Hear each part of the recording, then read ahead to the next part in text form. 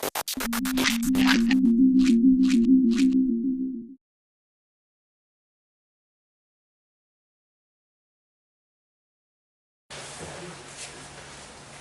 večer, dobrodošli. Čast mi je, da lahko danes v Hiši znanosti Centra eksperimentov pozdravim in najavim Lenarta Jakučiča, novinarja in kolumnista sobotne priloge Dela.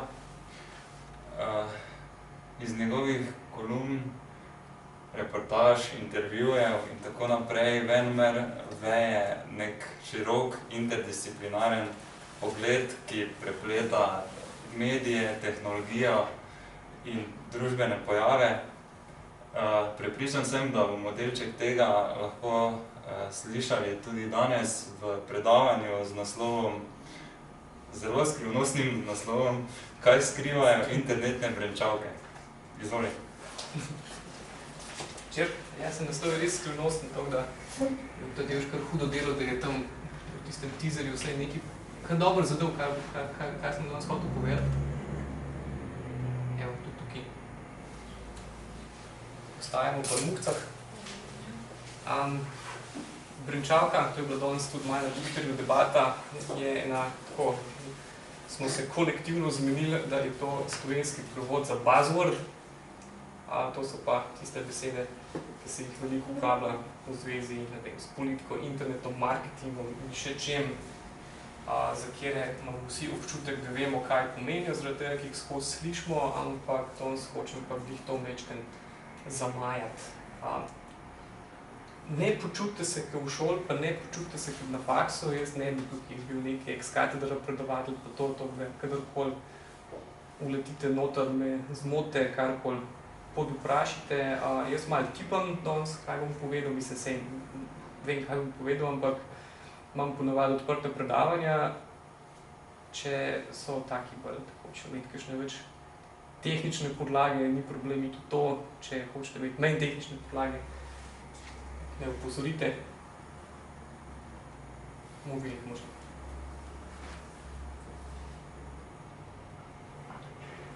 Eno preveč. Kaj je rekel Tadeuš? Res je, poskušam biti pri svojim pisanju veliko bolj interdisciplinaren, kot je običajno pri ljudeh, ki pišejo ali o medijih, ali o tehnologiji, ali o znanosti. To pa sem zato, ker imam eno tako malo hecno življenjsko podlago in to je, da se toliko starši pravi, da sem pri približno 4 letih mende bral in pri enih 7-8 sem z bratom dobila prvi računalnik in se začela programirati. In ta knjižno molstvo cepljeno na programske vrstice je nekako z menoj ostalo, tako da sem postal en tak hecen humanistični geek, ki mi je programiranje ali pa razumevanje teh čudnih naprav približno podobno bliz kot Platon. In pol seveda tudi vidiš kakšne povezave, ki jih tisti, ki poznajo ali samo škatla ali pa samo Platona ne vidijo.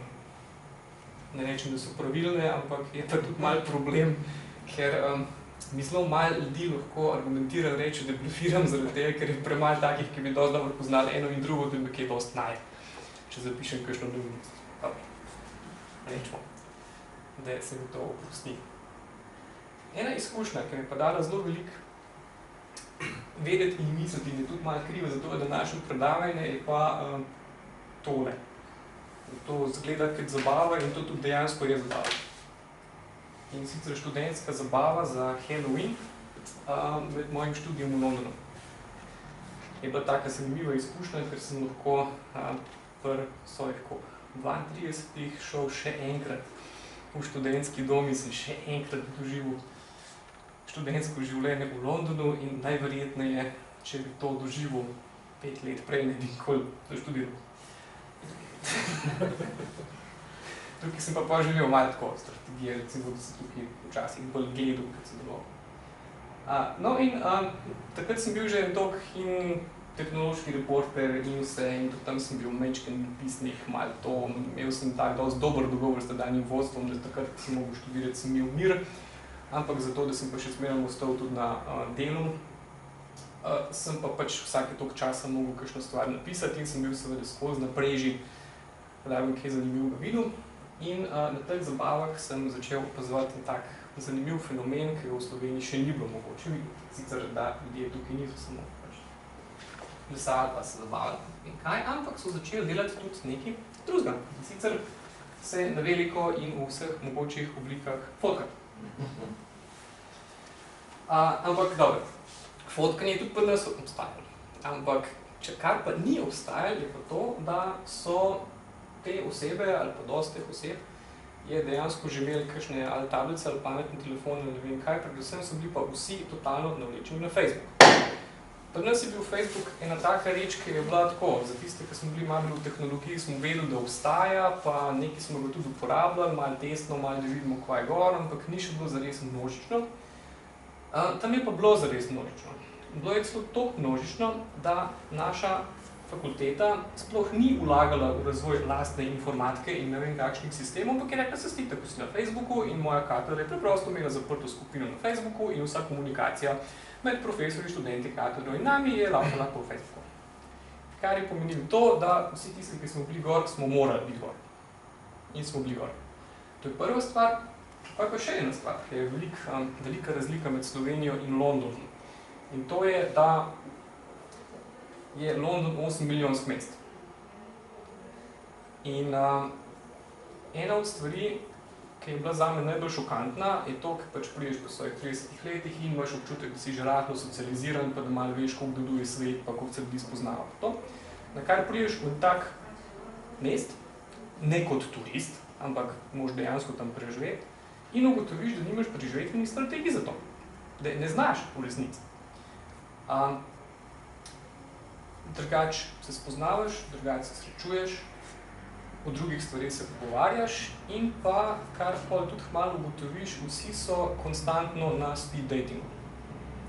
Kar pomeni, ti imaš natanko 10 minut časa, da se z vsakim, ki ga naključno nekje srečaš, zmeniš vse, kar se moraš zmeniti. Od tega, da boš delal seminarsko nalogo skupaj, ali da boš ustanovil podjetje, ali da bi se še kdaj videl in šel na pijačo, ali kaj drugega. To imaš natanko 10 minut časa in ni teoretične možnosti, da boš rekel, da boš pol drug dan ali pa ne vem, čez 3 dni pa rekel, čak, se on je bil pa, ali pa ona je bila pa tako zanimiva. Čakaj, a jaz poznam koga, ki jo pozna ti, stari, a ti veš ona, ki je bila tam pa to. Pri nas je vsak oddaljen 2 telefonska klica, max. Tam ne, zaradi tega, ker na tej zabavi je tako, da se praktično noben med sabo ne pozna in nobenega nimaš za poklicati, pa mora ti, ker je bilo polno, kaj ni tega. Naslednja stvar, ki in zato postajajo ta, recimo Facebook, je bil tam dejansko tudi za seznaniti in preživeti v Londonu veliko bolj dragocen, kakor pri nas. Zaradi tega, ker pa ugotoviš take zanimive stvari. Recimo, da sta tele dve, čez natanko, pa ko sem začel pa že belgiki skoraj ne moreš biti. Z notebookom hoditi pa take zabave. Zato, da se pol ugotovil, da sta te dve, ki se tukaj fotkata, čez natanko 5 minut tle gor. In ogromno enega dogajanja se pol vrši na tem.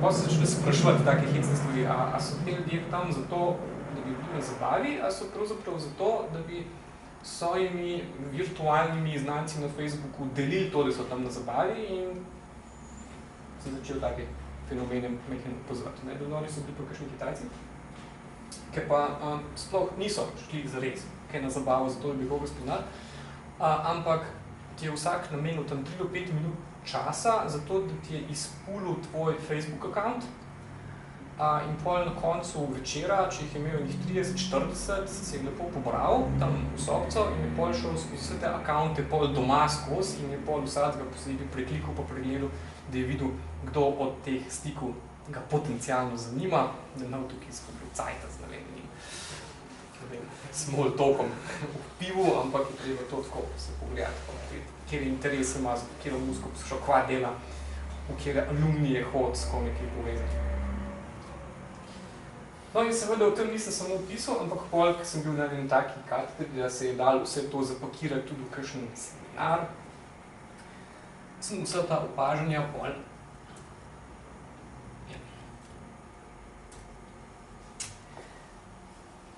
spravil v eno osnutka. Tam smo imeli pa eno tako zelo luštno zadevo. ki mi je bila strašno všeč in bi jo tudi pri nas uvedel, če bom kdaj slučajno imel to skušnjavo, da bi se šel kakšno predavanje na kakšni fakulteti in imel kakšnega študenta. Od drugega tedna naprej smo se pri vsakem predmetu učili pisati raziskovalno vprašanje. Kar pomeni, imeli smo obvezno literaturo in po 2 tednih smo ugotovili, da vsi moramo prebrati to obvezno literaturo, zaradi tega, ker so bila predavanja taka. Prije profesor pa reče, no, kaj ste v 5 minutah. Ja.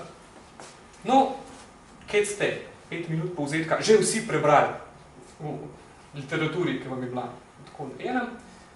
Ne bomo tle šli v podrobnosti, ampak bomo samo poglobili pa nadgradili. Če si prebral, si užival v predavanju, če nisi prebral, si nekako mislil, da boš kaj vseeno od tega potegnil ali pa malo zblefiral, na kar si po koncu tega predavanja si šel na seminar, ki je trajal 2 ure, ki je bil tako, na asistenta od 4 do 6 študentov največ, za 2 ure. In tam si v 5 minutah zvedel, no, kaj ste že itak vsi prebrali v tem obvezni literaturi in smo zdaj nadgradili na predavanjih, zdaj pa dajmo še nekaj z tega tako naprej nadgraditi. Ja, tako je. Ali si naslednjič prišel pripravljen, ali pa nisi prišel. Zaradi tega, ker enostavno se v skupini 1:4 ne moreš 2 ure skrivati, pretvarjati, da si pripravljen činiti. No in ena od stvari, ki je pa pač ta drill tudi v seboj, je pa to, da smo mi vsakič oddajali tudi tem asistentom na vajah po 2 raziskovalni vprašanji. Ideja je bila pa taka, da si ti pač prebral vse tisto, kar si prebral in si dal 2 predloga, kaj iz tega bi tebe tudi raziskovalno zanimalo, če bi hipotetično jutri mogel en projekt prijaviti ali pa se odločil, kaj boš delal za magister. Na kar drugič, ko smo prišli pač drug teden, ampak to je bilo tako 300 besed. To je recimo na 1/3 strani A4 za 2 vprašanja. Na kar smo mi dobili komentarje od teh asistentov na vsako vprašanje, eno A4 stran komentarja za vsako vprašanje, kaj je dobrega na tistem vprašanju in kaj bi bilo boljše. No in eden od teh mojih krasnih outlineov zgodnih je pa bil nekaj v tem smislu. Da sem opozval, na kakšen način se internetna generacija zabava na nove načine svoje izkušnje svičnega sveta v virtualnem svetu, na novih medijih, vse tole, kar je počrtan, je v narekovajih in vse to so tiste brenčavke, o katerih bom govoril danes. Seveda takrat nič hudega sluteč, še nisem imel, da so to res take brenčavke, ampak nekar pa ljubim tako skrajno prijazen komentar tega mojega vprašanja, kjer mi moja poznejša mentorca reče, ja, sej to, smer je zanimiva. Ampak, veš, čisto vsaka od teh besed, ki so tukaj počrtane, je najbolj podobna temu. Z lepim izrazim container. In tudi dejansko se v angleščini temu reče container term. In sicer vsaka od teh brenčavk je dejansko in takle zabojnik, v katerem je ogromno nečesa. Vidimo samo zabojnik, pa en tak napis, kaj je gor, nimamo pa blaga pojma, kaj je noter. In poleg enkrat odpremo zabojnik in vidimo, kaj je noter, vidimo, da je noter marsikaj. In tudi poleg enkrat vidimo, kaj je noter, pa pridemo še do točke, da pa moramo se vprašati, na kakšen način je v ta zabojnik s takim napisom, ki je danes postal taka brenčavka, se skozi katere procese, v kakšnem času, na kakšen način, s kakšnimi interesi, s kakšnimi ideologijami, s kakšno politično ekonomijo pač napahali vse tisto, kar danes skriva vsaka internetna brenčavka. Tukaj je seveda čist sledil, čist subjektiven izbor mojih 10 internetnih brenčavk, velikih sploh manjka, velikih bom verjetno tudi med razlago brenčavke z drugimi brenčavkami še naprej prikazal. Ampak ena od prvih, ki je zelo pomembna v svetu tehnologije, je ta. S tem se marsikaj začne. Novo, revolucionarno. In seveda, na koncu, zakaj je to vse skupaj sploh pomembno, meni ni zelo težko se iti dekonstrukcijo vsakega tega pojma, ki so delali stari dobri postmodernisti. Ampak problem je, in seveda intelektualno gledano se da dosti zlahka pojasniti, zakaj so vsi te pojmi sporni, ampak pol pa recimo greste brati kakšno pomembno evropsko strategijo, ki na pomemben način odloča, ko bojo velike količine našega skupnega denarja usmerjene v določeno zadevo in pol ugotoviš, da so vse praktično utemeljene na takih prečavkih. Zakaj? Zaradi tega, ker njih noben ki dosti dvomi. In tudi, če dvomi, če zmerno uporablja, ampak dokler jih uporablja, živijo in če delujejo in če se da politične odločitve z njimi legitimizirati, se jih uporablja na podoben način kot mi. Široke politične odločitve. Tako. Strateški. Tukaj se najdu ena taka zelo luštna knjiga esejev o tehnološkem determinizmu, ki je tale slikcano. Verjetno je dosti jasno, ki je ta slikca prepuduje. To je ena taka fina, moderno, razsvetljenska zgodba o napredku, ki je linearna. Pač, tam so bili avioni taki, danes so taki. Čez 100 let je taki.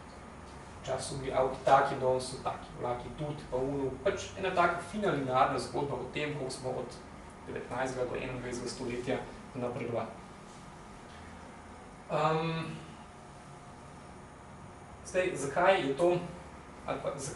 je to lahko potencialno sporno? Zaradi tega, ker kar kritiki zgodovinske znanosti, sploh spet iz tiste kritične humanistične francoske šole v 70. letih pravijo, vsaka zgodovina je zgodba. In vsako zgodbo nekdo pove. In vsako zgodbo je mogoče povedati v drugačen način. In iz vsake zgodbe je mogoče iz popolnoma nepovezanih dogodkov naplesti vzročno-posledična razmerja ali pa vzročno-posledična razmerja, ki so jasna razbit na navidez nepovezane dogodke. Tukaj ne bom šel v ne vem kakšne podrobnosti okoli tega, ampak pač nekaj je treba vedeti. Vse tehnologije, ki jih tukaj vidite, so v vsakem momentu imele ogromno konkurenčnih tehnologij. V 20 in 30 ali pa, če gremo samo na to mojo temo, ki je nekako internetna, pa rečemo, da se je internet na nek način začel z elektronskim telegrafom, tam v 70. po 80. letih 19. stoletja. Elektronskih telegrafov je bilo v tistem času na različnih koncih sveta, v Ameriki, Angliji, Franciji, Španiji, pa ne vem koga, 6 do 7 konkurenčnih idej. Koliko zadevo izpeljati, koliko zadevo izvesti. Televizij je bilo 15 do 20 konkurenčnih idej. Radio je bilo veliko konkurenčnih idej. Računalnikov je bilo veliko konkurenčnih idej. Na kakšen način se je ena ideja prijela in ne druga. Zgodovinarji znanosti seveda ne dajo enotnega odgovora. Zmeraj je šlo za skrajno zanimiv preplet dogodkov. Nekaj je bilo tajminga, nekaj je bilo kraja, veliko večjo verjetnost je bilo, da bo nekaj se prijel, če je bilo razvito v Angliji, če je bilo razvito na Avstro-Ogrskem. Zelo pomembno je bilo, kakšna je poslovna kultura, na kakšen način je prišlo do denarja, a je to kdo videl kot korist, kakšna je, mislim, ogromno enih dejavnikov, ampak vedeti je pa treba predvsem to, da nobena od teh odločitev ni bila politično nevtralna. Pač to, da se podpre ena tehnologija na mesto druge, je zmeram v tistem času, ki se je to dogajalo, da to zmeram stvar debate, igre moči, vpliva, interesa in vseh mogočih stvari, pri katerem je sodelovala od politike do inženirjev in ne vem česa. In ena od stvari, ki je tukaj pomembna tudi za te kontejnerje, je glih to, da kar pa te teoretiki znanosti večkrat poudarjajo, vsaka tehnologija postane zares revolucionarna takrat, ko se zapre v to škatlo.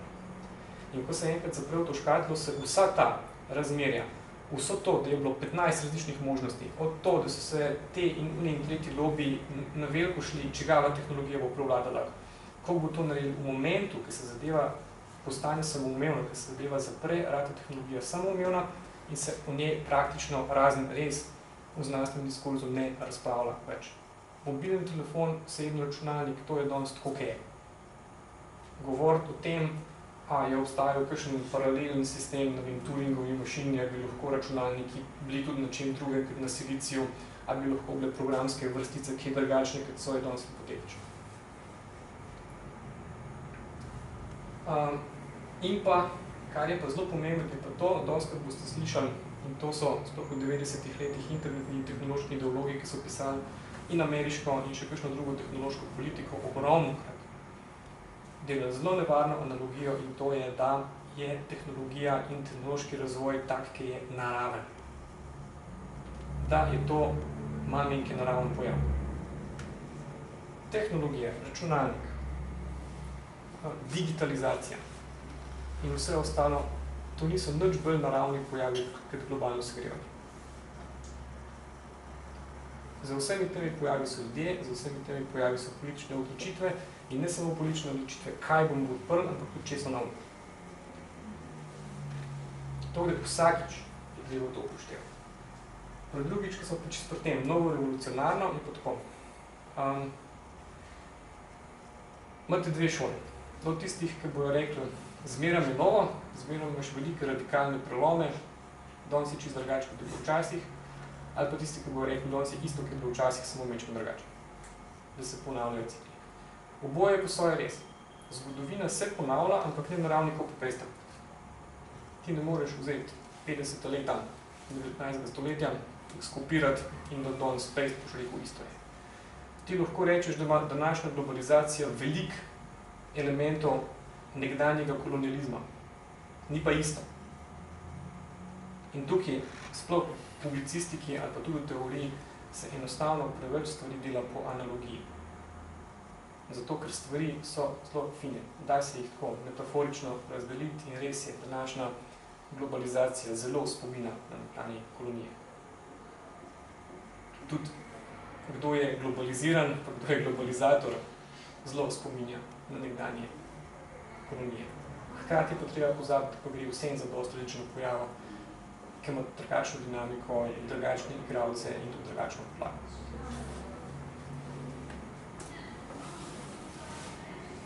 Tropič je družba.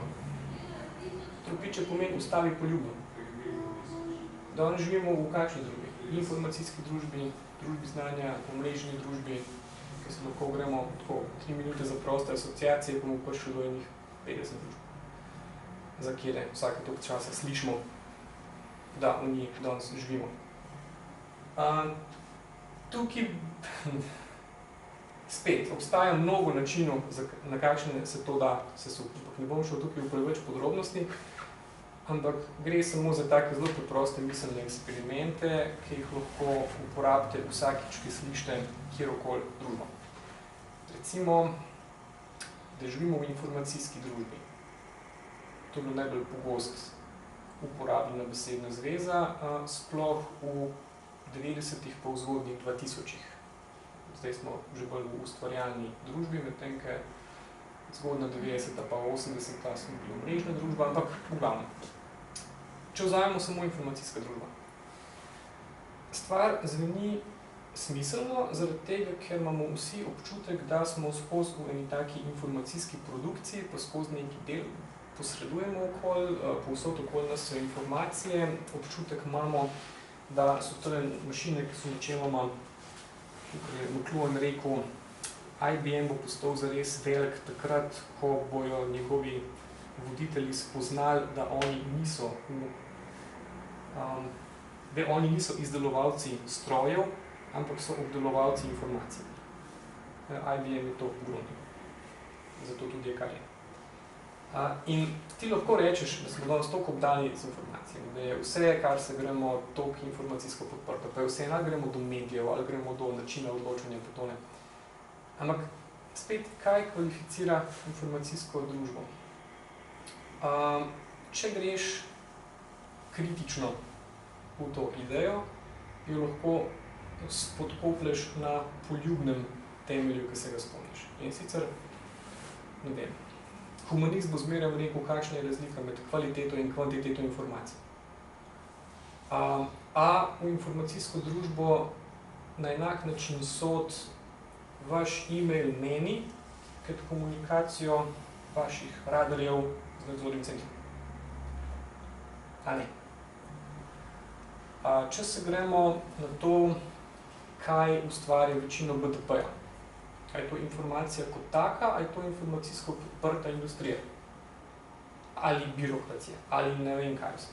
Spet boš prišel do tega, da informacija kot taka ne producira praktično ničesar zares, ampak je zmeraj stvar veliko bolj kompleksna. Če gremo na ravni zaposlitve, kdo je informacijski delavec? Metodologija ni enotna, šteje se marsikaj. Zdaj boš ugotovil, da kakšen organ ali pa ustanova, ki poskuša dokazati, da smo danes vsi informacijski delavci ali pa kdo vse je, da računovodjo, ki dela pri Microsoftu, šteje pod informacijskega delavca, računovodjo, ki dela pri Goodyearu, nekdanji Sava Kranj, pa ne. Zakaj? Štejemo sektor, štejemo delo, štejemo to. Mislim, takih metodoloških zagad je pri vsaki obliki družbe ogromno. Druga stvar, ustvarjalna družba. Ustvarjalna na kakšen način? Lep primer je ideja ustvarjalne ekonomije. Če greš v to, na kakšen način je do tega izraza prišlo, prideš do Angležev. Angleži so bili prvi, ki so uporabili izraz creative economy. Zakaj so uporabili izraz creative economy? Zato tega, ker so pod Blairom iskali zanimiv način, kako razbremeniti kulturniški proračun. In takrat se je začela dogajati ena taka zelo zanimiva dinamika, ki se dogaja tudi pri nas, ampak ljudje malo preslabo poznajo. In sicer Blairova vlada je popolnoma ponotranila to, kar Evropska komisija že dolgo ponotranja, in to je, da je treba vsako stvar nekako upravičiti zgolj skozi to, a prispeva k BDP-ju ali ne. Zgodilo se je to, da če si hotel, da je katerakoli politika šla skozi, si jo mogel tako ali pa drugače prikazati in oblikovati, da so jo v državah članicah razumeli finančni in ekonomski ministri, oziroma finančni in gospodarski ministri. Takrat je kulturno ministrstvo v Angliji sklenil en tak zanimiv pakt s hudičem. Oni so rekli, ok, oni nam bojo v vsakem primeru urezali proračun, ampak lahko smo vsaj proaktivni. Kaj pa, če bi mi pa bili zviti, pa prikazali, da je pa kultura tudi koristna, oziroma da je kultura tudi denar dela. In takrat so oni pripravili prvi veliki tak, so kulturne industrije spravili kreativne industrije, so naredili en tak veliko strategijo, s katero so pol šli pred vlado in so naredili izračun, koliko kultura prinese v britansko gospodarstvo. Po eni strani je bilo to cool, ampak so ugotovili, da je pa pač Blairova vlada to z rokami in nogami pograbila, zato ker jim je omogočilo to kompletno kampanjo Cool Britannia, pa ne vem kaj vse. Ampak so pa ugotovili, da pa stvar je imela tudi hude stranske posledice. In to je, da je kar naenkrat v vseh delovanjih bil pomemben to, koliko je zadeva koristna. In če si šel še brati definicije tega, na kakšen način ti iz kulture narediš koristno kulturo, ja, stvar je skoraj nemogoča, če jo ne vključiš še v določene druge ekonomske kategorije. In če greš brati kompletno tisto strategijo in definicijo kreativnih industrij, ugotoviš, da so kreativne industrije, ki ustvarjajo dodano vrednost in prihodke skozi aktivno, inovativno in ne vem kakšno izkoriščenje intelektualne lastnine. Kar pomeni, da ti iz definicije kulture kar naenkrat padeš v izkoriščenje intelektualne lastnine. To so pa popolnoma druge kategorije. Zaradi tega, ker, kot vemo, tudi ustvarjalnost kot taka ni vezana samo na to, da boš ti pač registriral patente in svoje zadeve v avtorsko pravo, ampak obstaja še ogromno nekomercialno polje, kjer se skrivajo od malo tistega idealističnega umetnosti zaradi umetnosti, pa konec koncev tudi bazičnih raziskav, kjer te žene samo znanstvena radovednost in ne poslovni model, ko boš ti tisti denar, ki ti ga investitor da, zato da boš ti v laboratoriju neki čaru že čez maksimalno 2 let prinesel nazaj skozi projekcije tržnega uspeha tistega, kar delaš. Torej, vse te družbe je treba vzeti pod hud drobnogled, zaradi tega, ker se tukaj skriva veliko takih trikov in kot en reče, ali informacijska, ali ustvarjalna, ali pa ne vem kakšna družba, je zmeram dobro preveriti, kaj točno misle s tem. Tole je strašno aktualno.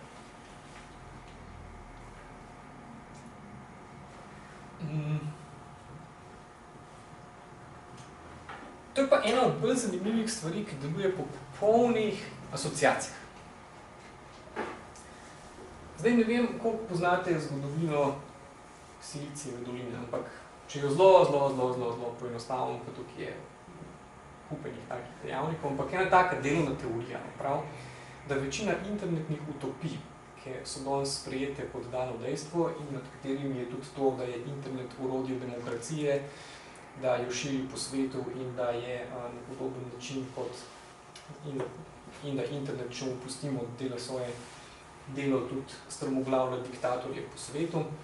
Te ideje, ali pa nasplošno večina teh internetnih utopističnih idej, izvira iz enih takih zelo zanimive mešance, ki je nastala na ameriški vzhodni obali. Kalifornija je že od nekdaj bila tako ena rahlo obljubljena dežela za marsikoga. In oni imajo tam zelo velik delež prebivalstva, ki temelji na ljudeh, ki so v iskanju boljšega življenja, tam, kjer so bili pripravljeni vse zapustiti, so šli čez puščavo in se tam bolj naselili. Začel se je že z zlatokopi, so natanko to delali, nadaljevali se je pol s hipiji in kontrakulturnimi gibanji in se še zmeraj nadaljuje tudi s vsemi mogočimi boemi, ki vsaj enkrat na let potujejo na drug konec Amerike, preprosto zaradi tega, ker je tam prijetno toplo. In v New Yorku ni prav fino biti čez zimo. Ampak v glavnem, prva stvar je nomadska kultura in iskalcev nečesa boljšega. Druga je kavbojska romantika. Divji zahod. Ena od pomembnih sestavin ideje divjega zahoda je bil ta John Wayneovski individualc. Neobremenjen, nevezan na ne vem kakšno zvezdno vlado, ne vem kakšne zakone, ampak je tako se zanašal predvsem na svojo osebno etiko, na svojega kona in na svojo pištolo. Pionirski duh je bil tukaj izredno močan. Ideja je bila, kot za nemarno Indijance, da je to vse ena taka nova, neodkrita in odprta dežela, kjer ima vsak lahko svojo priložnost, vsak je od nečesa bežal in da bo pa tukaj se zgodilo veliko enega samoupravljanja in tega, da bo stvar delovala ne hierarhično, ampak bolj meritokratsko. Mislim, folklore povezane z divjim zahodom je ogromno, ampak ta pionirski duh je bil tukaj zelo pomemben. Potem so prišli hipiji, ki so bili izrazito antihierarhični pa utočki pa vse.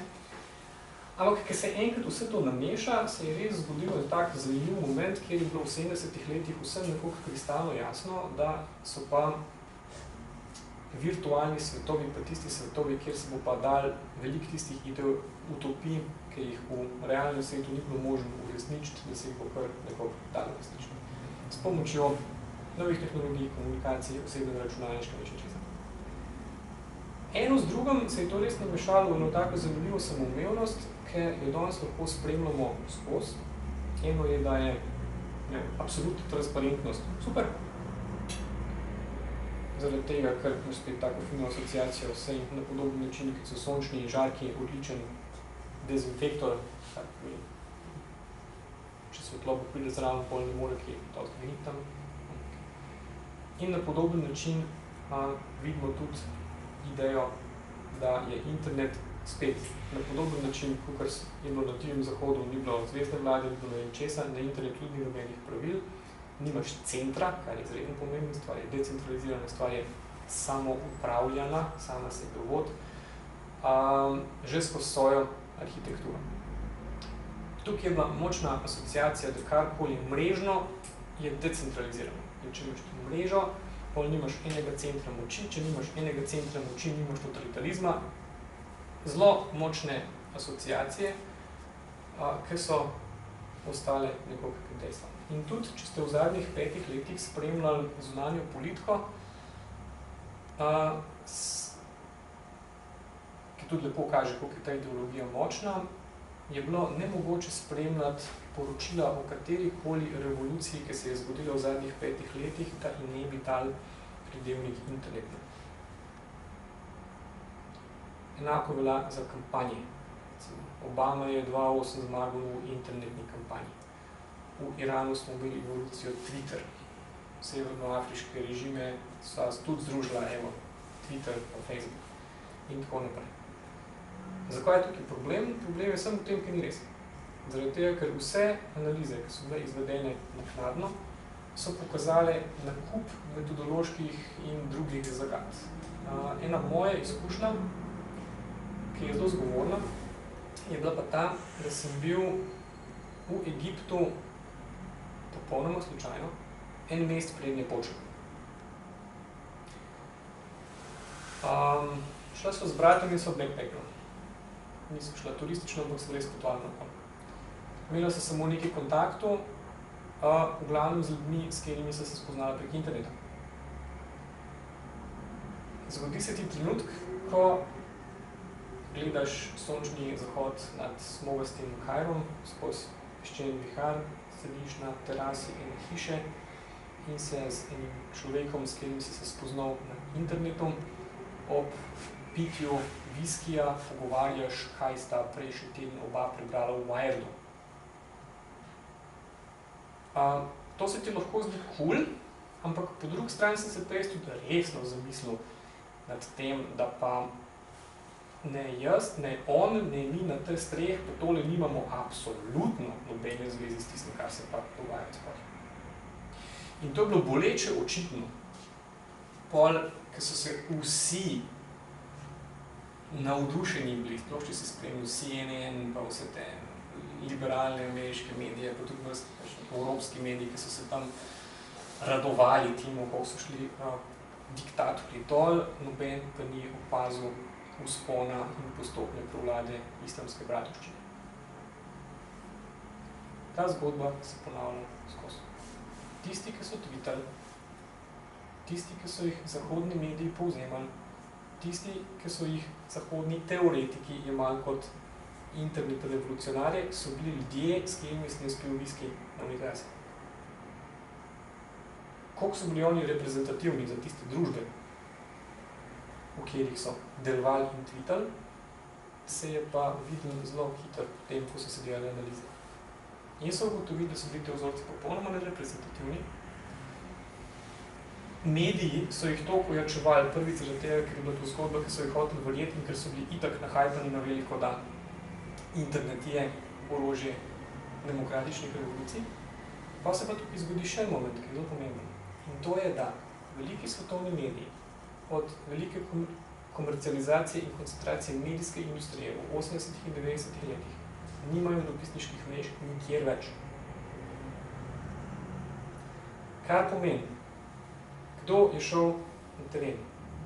Ko se je enkrat na Twitterju in na Facebooku, pa na YouTubeu, zadost dogajalo, da so veliki mediji videli, da tam je pa res štala, so poslali like. Ti ljudje niso bili terenci, niso bili dopisniki iz tistih koncev, niso imeli omrežja in so imeli enake vire informacij kot jaz. Kar pomeni, oni so mogli tudi po internetu iskati ljudi, s katerimi so tam prišli v stik. Kdo so bili to? Blogerji, twitterji in podobni študenti, višji srednji razred, izobraženi in angleško govoreči. In ta zgodba se je pol ojačevala. Edini problem je bil, da je bila realnost popolnoma drugačna. Kar pomeni zmerno, ko imate kakšne take stvari, ki se dogaja na internetu, treba biti zelo previden. V praksi je tako. Transparenca. Dobro, ta je taka. Ni običajna zgodba s transparence, ampak datum? 2.7. 5 let nazaj.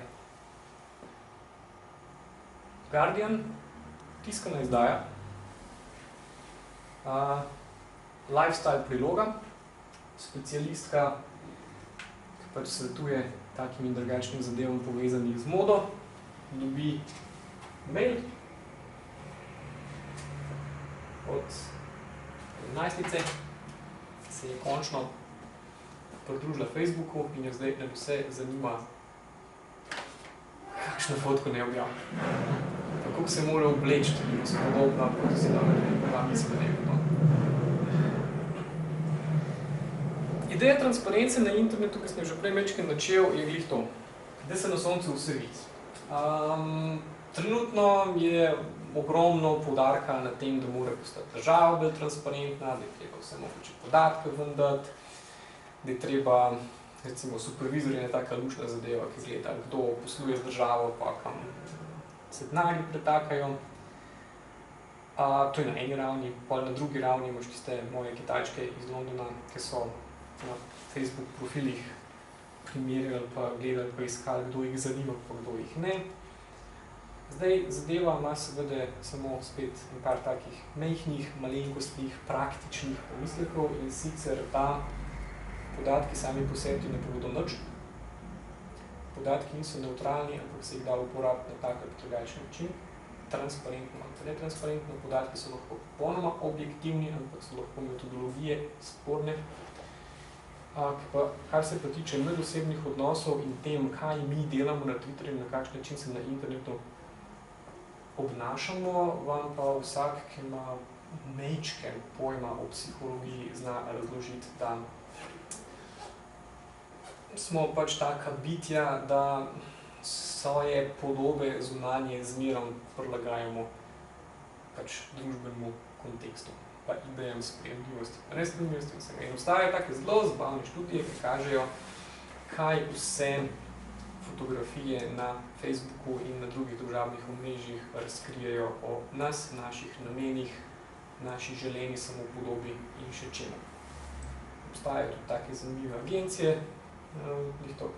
Zadnjič, ko sem bil v Londonu, sem spoznal enega fanta, ki je prav dobro živi od tega, da ne dela drugega, kakor ima tako mečkano storitev, ki ne upa oglaševati zaradi tega, ker ima zaenkrat že samo od ust do ust, čez glavo dosti dela, imate s kolegom, in ne delati drugega kot glede na ta fotke za na Facebooku. Stylish, retuša, osvetlitev, skratka, naredijo te natanko takšnega, kakšnega hočeš biti. Torej, transparenca je tako. Pa ne bojo to podatki ali posebni profili, to je samo ena od podob. In ne glede na to, kar je pa zdaj tako. Tudi če se gremo po velikega brata po tole, ljudje imajo eno tako zelo zanimivo lastnost, ki bomo videli, kam bo to pripeljali s tem, da nobene zasebnosti ne bo več, pa da bo kamere povsod, pa ne vem kaj.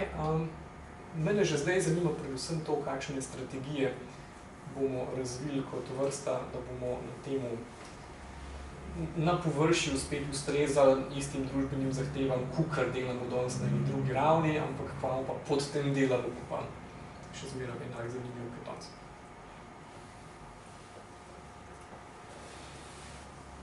Množicanje. Še ena taka, Twitter, pogruntavšna.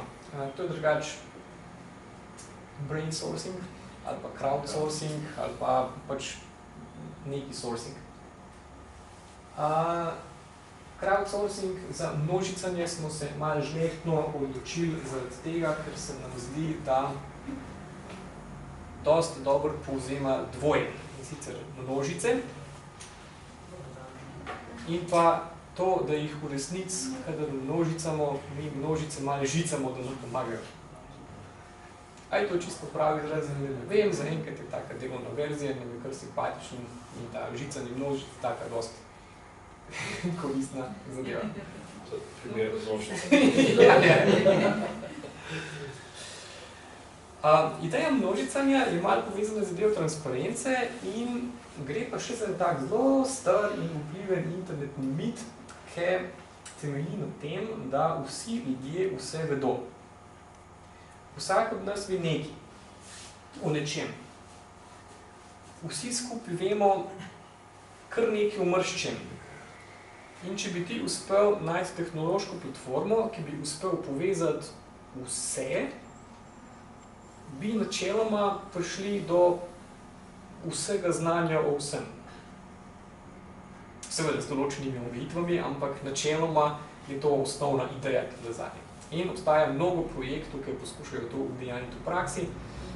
Najbolj znan je Wikipedia, ki ga poznajo vsi, to je tak krasen primer množicanja in Wikipedia ima samo eno pomanjkljivost in to je, da kogarkoli vprašate, če ti jih našteje še 5 Wikipedija,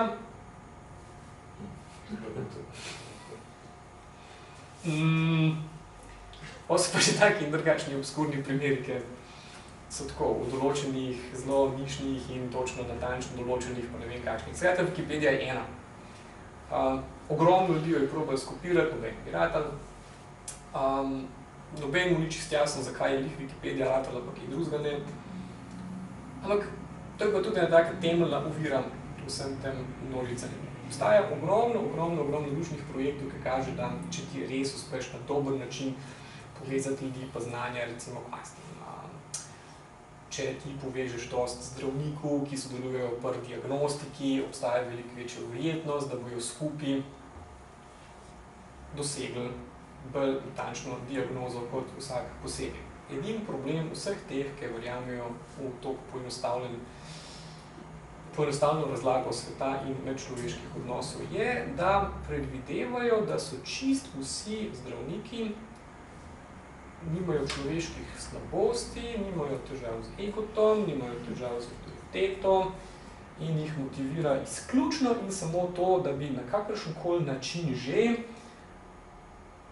za svojega pacienta dobili najbolj natančno možno diagnozo. Fajn bi bilo. Ampak ni. In zaradi tega pa tudi velika večina teh projektov propade, zaradi teh malih človeških pomanjkljivosti. In vsi projekti, ki pa so uspešni na tem področju, pol ugotoviš, da so bili tudi vodeni kot vsi drugi dobro vodeni projekti, kar pomeni, so imeli jasno idejo, so imeli dobrega voditelja, so imeli dobro ekipo, so imeli nekoga, ki zna tako ljudi upravljati, pa ve na kakšen način skozi to priti. Skratka, ni to, da bo pač tehnologija sama od sebe za karkoli poskrbela, množicanje je eno od številnih finih konceptov in orodij, ampak v praksi večkrat ne deluje kot deluje. In na podoben način, kot so recimo kolegi pri Guardianu, ki so strašno zavezani odprti rabi podatkov in vsako stvar poskušajo delati tako, da je zbirka, pa da so vse baze podatkov dostopne, da lahko vsak poljubljen britanski državljan pride do teh podatkov in iz njih dela marsikaj in da to pol pripelje do boljšega odločanja, do boljšega nadzora države. Super! Pol vprašaš urednika data bloga, ker tam sedi na 2000 bazah podatkov, kdo je pa to v zadnjem letu uporabljal? Ja, mi pa kakšnih 10-20 gigov. Konc. Zakaj? Ne vem zakaj. Ta ideja, da zgolj to, da ti daš neomejeno znanje, neomejeno ljudem, da boš z tega tudi kaj dejansko nastal, je pa čisto tako, no, podobno poenostavno razmišljanje, kot kakršnokoli alkimistično zadeva, ker boš ti kar nekaj tako davno uporabljati, nekaj čudožno. Tega imam tudi rad. Aktivno potrošništvo je taka fina stvar. In se uporablja v vseh mogočih kontekstih, od prodaje izdelkov do prodaje političnega kandidata. Te dve rokce verjetno poznate. Eno je lajkanje, druge rokce pa ni, zato ker Facebook iz znanega razloga nima možnosti unlajka. Ampak v glavnem gre pa za to, da spet smo pri tipičnih internetnih utopijicah in to je, in to imajo marketingerji strašno radi. Včasih smo imeli v začetkih marketinga, ker lahko grejo čist nazaj do kamene dobe, kjer je nekdo na steno nekam narisal nekaj, kar je izgledalo kot reklama za nekaj. To se je pol delovalo na tak in drugačen način. Od plakatov do razglasov, do nekaj česa, ampak marketing zares rata zanimiv šele v 20. stoletju. Zakaj? Gre vzporedno z rastjo medijskega sektorja. Zato, ker nekaj, čisto ljudje ne vejo, je to, da mediji sicer res obstajajo verjetno že od pameti veka, ampak medijska industrija pa obstaja vsega skupaj dobro 100 let. Kakšna je razlika med mediji in medijsko industrijo? Bistveno, mediji lahko kdorkoli pa karkoli. Medijska industrija pa ne. rabiš konkretna podjetja, konkretno blagovne znamke, konkretne poslovne modele, delničarje, lastnike in ne vem kaj, vse skratka rabiš kot gospodarsko panogo. Kot gospodarska panoga po mediji ne obstajajo kaj dosti del cajta kot nekje konca 19. začetka 20. stoletja. Zares pa od konca druge svetovne vojne. Ideja in takrat je pol oglaševanje zares postal velik biznis, je bila pa natanko takrat, ko se je en podjeten Američan, ne pa drug, spomnil, zakaj bi pa jaz delal časopise tako, kot vsi ostali, kar pomeni nekaj natisneš in pol pošlješ ljudi okoli pa to prodajo. Takrat je bil poslovni model zelo preprost. Sicer ti si živel od prodanega izdelka. Ti si mogel s tem, ko si ljudem prodal časopis, dobiti noter to, da si se pokril s tem še kaj zaslužil. Ko je nastal tako imenovan penny press, je pač ta podjetni Američan, se spomnil pa nečisto.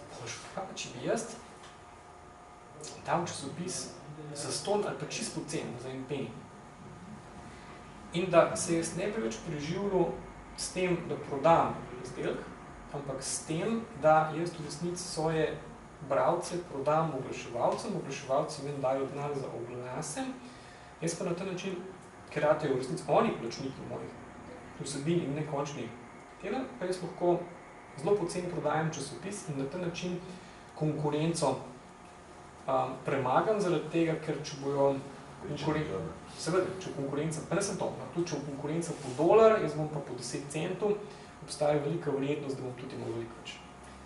Eno z drugim, no, ampak spet dolga štorija, ampak takrat se je zgodil ta najbolj pomemben premik, ko je medijska industrija kot taka postala od 100 do 80% odvisna od oglaševalskega denarja.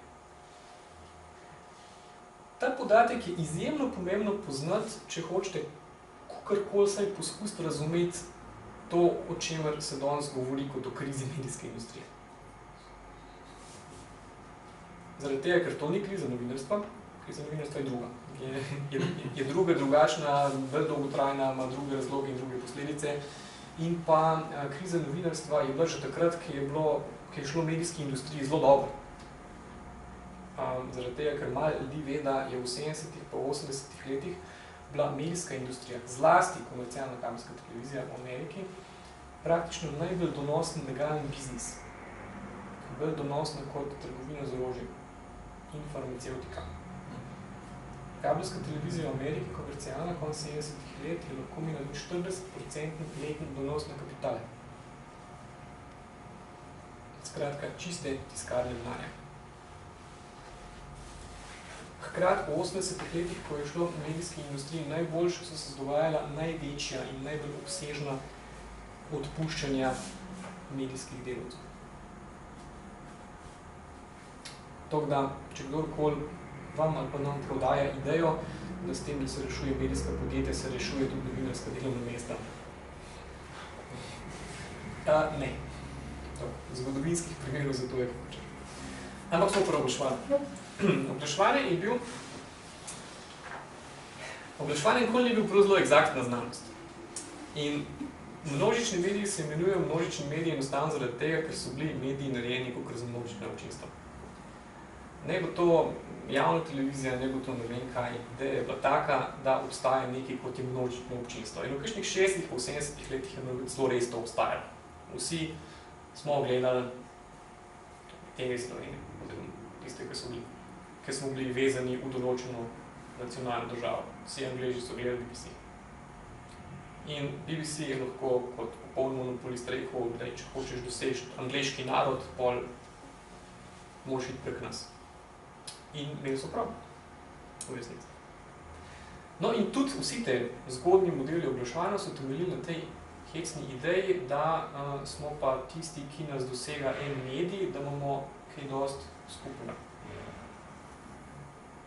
Pa nimamo kaj dosti, mislim tako, ne prav zelo. Ampak vsi mogoče oglaševalski modeli so temeljili na tem, da vsem obstajajo ena občinstva, ki imajo nekaj skupnega. Internet je to sesul popolnoma. Zaradi tega, ker zdaj sploh ne govorimo več ne o demografskih skupinah, zato ker jih ni, ti ne moreš govoriti o 35-letnih gospodinjah kot o enotni kategoriji, ker je vsaka drugačna. mislim, imajo določene skupne lastnosti, ampak hkrati je vsak drugačna. In internet je popolnoma razbil to paradigmo, da je komuniciranje množično. Nimaš več enih centrov komunikacijske moči, ker vršijo svoje informacije o okoljenem občinstvu, ampak se je to čisto spremenilo. Največji fake v vsemu skupaj pa je, ker smo spet pritisnili, kakšen je potencial, kakšna je realnost. Klasična televizija je temeljila na tem, da imaš ti televizijo, ki oddaja vam, in vi ste pasivni sprejemniki vsega, kar vam mi kot mediji posredujemo. Internet, teoretično, omogoča dvosmerno komunikacijo. Kar pomeni, ne, da jaz tukaj vam podavam in vi mislite, da govorite dole, ampak vsak od vas lahko tukaj, to je tak fajn primer, ja, vsi imate možnost, da ful prekinite. A se je pojem javnosti spremenil, pogovarjanje o tvojih izziv s tem, tudi pojem javnosti? Ja, absolutno. Mislim, javnost v tem Habermasovskem smislu je tak neverjetno naivni razsvetljenski koncept, ki nima veze z današnjo realnostjo. Prvo mi na FDL vredi ličal, če to rečem. No, vse to je bilo pod vprašanje, ne, se je v okviru publikacije in tega, kaj je spremenilo, je zaznati in sledi mi namreč... Absolutno ne. Ne, se je tudi na ravni političnega komuniciranja to še zmerno obstaja. Recimo, če gledate te zadnje predsedniške volitve, zelo lih delam, zelo lih pripravljam en tekst na temo, kaj se je v Ameriki dogajalo med političnim kampanjem, kaj se je pri nas dogajalo. In so take zelo zabavne razlike. Recimo, Obama je dal $100 milijonov za to, da se je postavil štab geekov in analitikov v enem čikaškem skladišču, ki je bil narejen kot bunker in je bolj podoben vojaški operaciji, kot po čemerkoli drugemu. Notri se je dogajalo, to je fascinantno. Te geeki so uporabljali vse dostopne podatke, ki so jih lahko uporabljali, zato da so modelirali od modelov volivcev do ne vem česa. Oni so šli dobesedno, kot vsak web startup, v to, da so dobesedno pošiljali na 10,000 naslovov določene tipe mailov.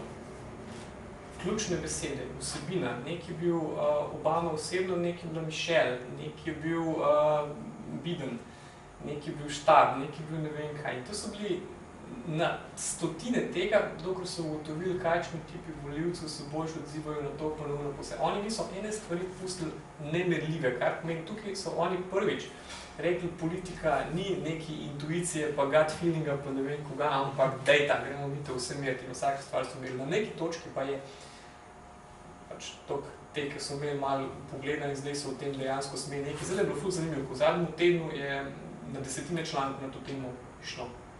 Prej se seveda o tem ni govorilo, ampak so imeli vse te veliki mediji v glavnem dostop že takrat do tega, ampak so imeli dogovor, da se o tem piše šele po kampanji.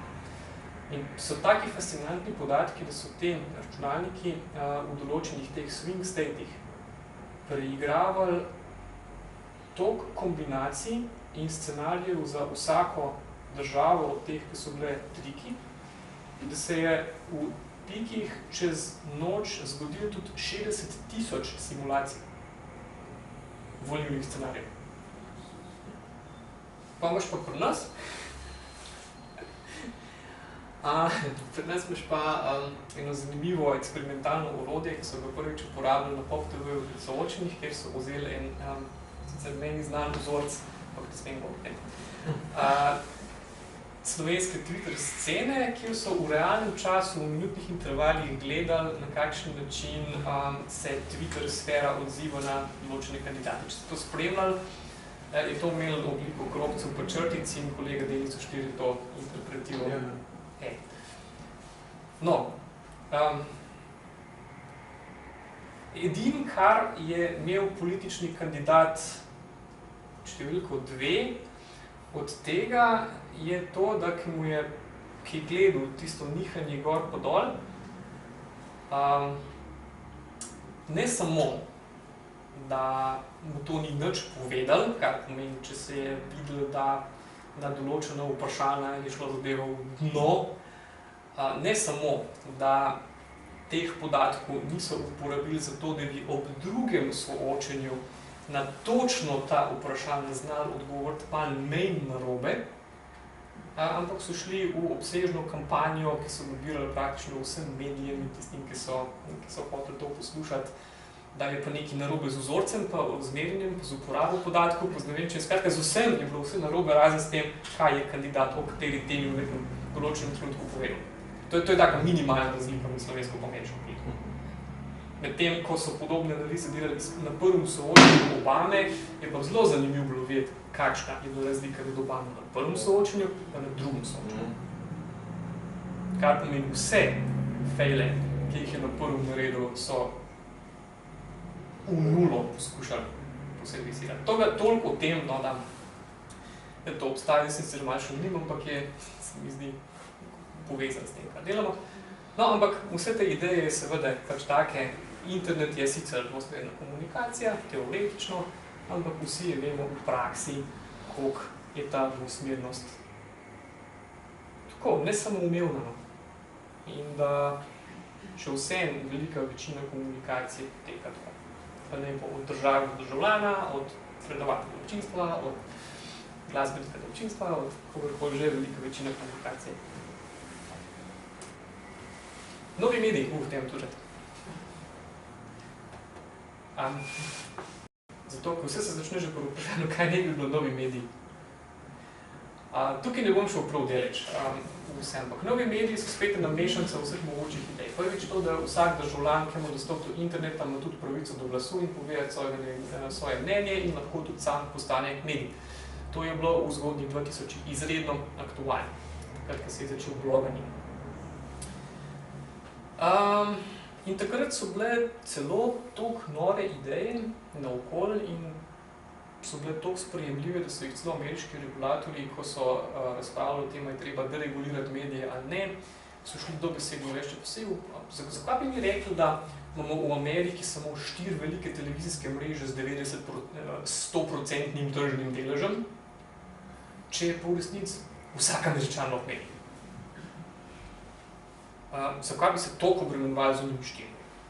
Pa jih nekaj regulirali, pa pisali zakone, pa ne vem kaj. Ja, mislim, to je zdaj tako, no.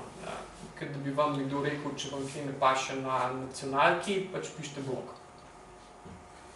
Vse isto. Se to lahko meni. V praksi ne deluje, mislim, pač ekonomija vsega tukaj tudi slučajno ni naklonjena taki razlagi stvari. Druga stvar, ki je pa tudi izredno pomembna, je pa tudi to, se to bom bolj na hitro šel skozi, ki je zelo zgovoren podatek. Najnovejše študije glavnih ameriških internetnih merilcev Inštituta Pew kažejo, da je ameriško predsedniško tekmo na internetu spremlja že 40% Američanov. Mislim, malo se zbližujem podatke, ampak rečemo. To se sliši wow. Ampak oni, ker so neprofitna zadeva in imajo dejansko enega takega zelo radodarnega financerja, ki jih financira samo zato, da delajo zanimive raziskave in ni treba tega nobenemu prodati, pa skriti, pa sredovati, pa ne vem kaj, so pa bili tukaj malo nesramni, pa so šli še mečken naprej zadeve raziskati. So rekli, ok, kaj pomeni, da ste zadeve gledali na internetu? Ali pa na tablici, ali pa karkoli so ugotovili. Ja, to pomeni, da smo pač bili na računalniku, na tablici, na telefonu. Ok, kaj so bili pa viri? In pa se izkaže, da je bilo več kot 90% vseh teh 40%, ki so jih ljudje spremljali na internetu, v resnici samo internetnih izdaj običajnih medijev.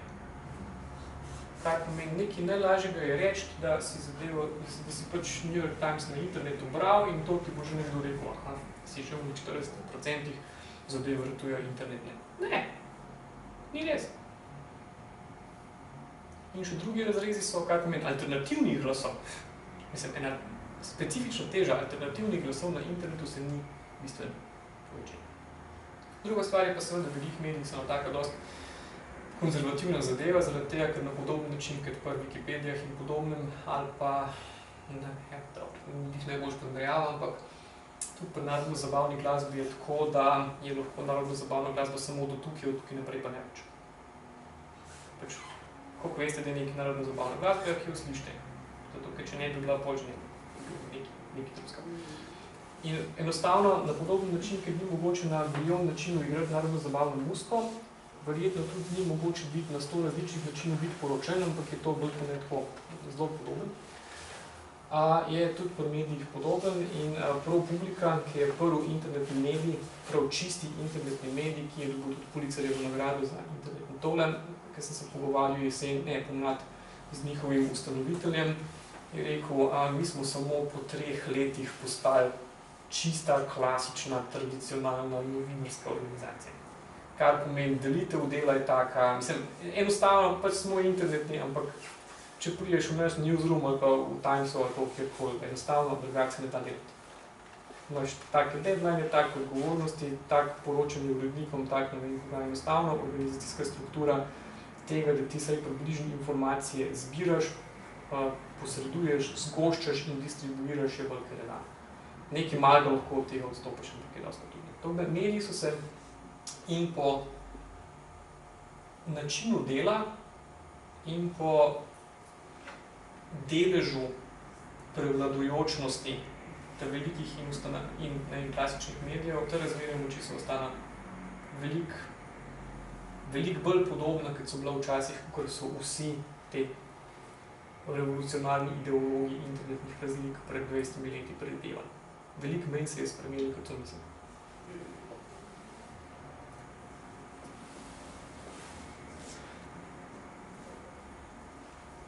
Tega tudi poznate verjetno, to je tudi tak lušen mit, pa psihološka znanost, ki se ukvarja z internetnimi pojavi, danes na veliko spet obuja. To je pač lep mladenič, ki se je toliko občudoval v vodi, da se je pol enkrat, ki se je toliko zagledal sam vase, da se je pač utopil v tem ribniku, imenu bil Narcis. In veliko kvalitativnih študij interneta in delovanja na družabnih omrežjih kažejo, da so naša vedenja lahko tudi zelo nedružabna in da so to tehnologije, ki zelo dobro zajemajo, spodbujajo in monetizirajo naše narcisistične uspeh. Je pa res tudi nekaj drugega, da tukaj pa lih enih enotnih odgovorov ni. V zadnjem letu je bilo v teh pametnih publikacijah od Time Atlantica, New Yorkerja in ne vem česa, pa še kar nekaj knjižnih uspešnic, ki so se v glavnem polarizirale okoli vprašanja, ali smo zaradi interneta bolj družabni, ali smo zaradi interneta bolj osamljeni. Podatki v resnici niso potrdili ali pa ovrgli nobene od teh skrajnosti. Ugotovili so, da pa je tehnologija na podoben način, kot je preživalter Benjamin ugotavljal pred več kot 100 leti, ko je bil čisto šokiran, ki je videl, na kakšen način so Nemci uporabljali letala in tanke kot zelo napredna in izpopolnjena uničevalna orodja, kar seveda tistim, ki so avione razvijali kot sredstvo za prevoz ljudi, nikoli ni padlo na pamet, da bo enkrat pol nekdo drug bombe dol metal. In takrat je on zapisal par takih zelo zanimivih misli. Sicer je pisal, to je njegov slavni esej o umetniškem delu v času mehanske reprodukcije, ki je veliko bolj znan po umetnostni zgodovini, kot pa v tehno literaturi, ampak je pa zapisal čisto na zadnjih straneh pa dve zelo zanimivi misli. In sicer prva misel je bila, da so naša tehnološka orodja v resnici ojačevalci družbenih procesov, ki že obstajajo. Kar pomeni, ni jih mogoče imati neodvisno od vsega, ampak so dejansko ojačevalci družbenih procesov, zaradi tega, ker če ti pač zamenjaš palco z gorjačo, dejansko eno od stvari, ki jo imaš je, ali imaš več moči za, ali pa palco z macolo, imaš ti po en strani boljše orodje za razbijati kamne, s katerim lahko nekaj bolj koristnega narediš, ali pa močnejše orodje za nekoga poglaviti. In to je pa nekaj, kar se seveda poznejši teoretiki mečken okoli tega in se še danes kregajo, koliko je tehnologija že po svoji zasnovi taka, da določena ravnanja spodbuja in zavira. To je bila ena stvar, ki jo je napisal, druga stvar, ki jo je pa napisal, je pa to, da se mu vse bolj zdi, da smo mi družbeno in psihološko totalno podrazviti za našo tehnološko razvitost. Kar je pa nekaj, kar lahko komod danes uporabiš na vseh mogočih. Tukaj bi sem še malo v ta vidik nevtralnosti tehnologije. A tehnologija spodbuja določene vedenje ali ne? A vi lahko čist popolnoma svobodno in po svoje in na svoj način avtonomno uporabljate Facebook? V resnici ne.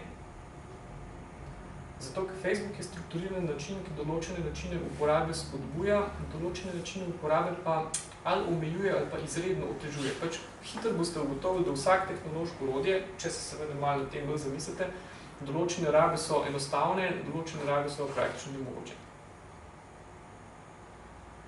Zahtevajo določen način uporabe. Te pa stvari tudi niso naključne, pa pol bojo povedati tisti, ki se ukvarjajo s potrošniškim vedenjem. Recimo taka najbolj lučna zadeva je, ki sem že prej rekel pri Obami, ki so na mnogo mailih testirali, kaj je bil učinkovit, kaj je bil učinkovit. Ena taka tehnika, ki jo uporabljajo vse internetne storitve, je tako imenovan A/B testing. Na Facebooku bi to pomenilo, da se 1 milijon uporabnikov za en mesec skrije števc prijateljev, 1 milijon uporabnikov se pa za en mesec poveča števc prijateljev. In potem na koncu se ugotovi, ali ima to kakršnokoli vpliv na to, koliko eni pa drugi uporabniki uporabljajo Facebook. To se ne izmišljajo, to oni delajo. In ugotovijo, da očitno smo ljudje mahnili na števce, kar tudi izdelovalci športne opreme vejo, ali pa če ste kdaj kolesarili, če vas je zamikalo, da date števc na bicikl, pol avtomatično se začeli s števcem tekmovati. Ali ste začeli malo vzdrževati višjo povprečno hitrost, ali narediti kakšen kilometer več, vsi imajo to izkušnjo, ko so dali kakšne take zadeve za mer, da pol začneš števcem tekmovati. Na isti način na Facebooku. Ugotovili so, da če pokažeš števc, tisti ljudje, ki vidijo števc, povprečno dodajajo veliko več prijateljev, so veliko manj kritični do tega, kaj pomeni, zelo hitro potrdijo zelo vse, da začnejo čist nezavedno objavljati vsebine, za kjer vidijo, da pritegnejo več prijateljev. Mislim, zelo subtilne zadeve. To ni nekaj tako, da še rekel, da je čisti upravljanje z lutkami pa tole, ampak obstajajo načini, koliko določene rabe bolj spodbujajo kaj druge in vsi te to zelo dobro obvladajo. Tako da vse te tehnološke platforme niso nikoli čisto neutralne, ampak so tudi namenjene temu, koliko od vas čim več podatkov izpulti. Če smo konkretno tudi pri Facebooku, Facebook je tak lep primer, če se nekaj zamislite nad tem, predstavljajte si, da bi prišel do vas en marketinger s takim, z 50-stranskim vprašalnikom, kjer bi vas vprašal vse, da mu tam pišete, kva delate, kva vas zanima, s kom se družite, kdo z vaši prijatelji, kam potujete, kakšni musko pa tole. Rekel, no, tole mi vi izpolnite, to bomo mi uporabljali za vse, kar se zmislimo, niste za ne vem kaj, kdo bi to naredil. Ja, v resnici na Facebooku delate pa vi to. Skupnosti. No, to je večkrat povezano z družabnostjo, na podoben način, kakor smo na Facebooku lahko družabni ali pa narcisi, smo na teh skupnostih lahko ali zelo osamljeni ali pa zelo povezani. Ena od pomembnih ugotovitev, se to podobno nekaj ki jih kažejo analize velikih omrežij, kažejo, da mi smo radi družabne omrežje ali na splošno internet risali tako, ker omrežje na podoben način, ker nevronske mreže, pač skrajno razvijeno. Analize velikih omrežij, realnih omrežij, so bile narejene na Facebookih, na MSN-ih, na vseh teh mogočih spletnih skupnostih, kažejo, da mi v resnici smo napačno upodabljali ta omrežja, da to niso mreže, ampak so v resnici milce, sestavljene iz večjih in manjših mehurčkov. Ker ugotavljajo, da ogromna, velika večina komunikacije, govorimo tudi o 90 in več procentih, na vseh teh omrežjih se dogaja znotraj mehurčkov. Znotraj mehurčka pa nekaj malo komunikacije, robne komunikacije z drugim mehurčkom. Komunikacije od tukaj do tukaj pa praktično ni. Na ravni političnega komuniciranja je stvar zelo enostavna, ker so delali to analizo v Ameriki, spet so ugotovili, da konzervativni blogerji perijo konzervativne blogerje in linkajo na konzervativne blogerje. podoben demokratiji. In da v resnici veliko tega social networkinga so tako kot echo chambers, kjer se znotraj balončka določene skupine in mnenja določenih skupin intervjujejo. Kar je precej zamajalo še eno tako idealistično predstavo o internetu, da bomo vsi izpostavljeni ogromno različnim virom informacij in zaradi tega, ker bomo imeli veliko znanja, pa veliko mnenj tole, ima vsak od vas možnost se spet poučiti o tem, kaj ne samo vaš kolega misle o Turku, ampak načeloma ste lahko cel dan na internetu in prebirate vse mogoče forume in enih in drugih strani, kaj se kdo misle o Turku. Bilo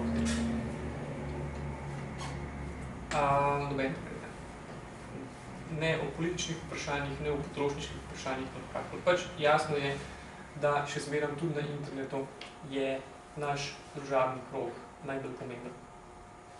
In to, kaj vaš prijatelj misle, v offlineu je veliko bolj pomembno, kot kaj misle, ne vem, kdo oddaljen mnogo mehurčkov ali pa mnogo teh vozlišč stran od vas, ker je v tem podobnega prišlo.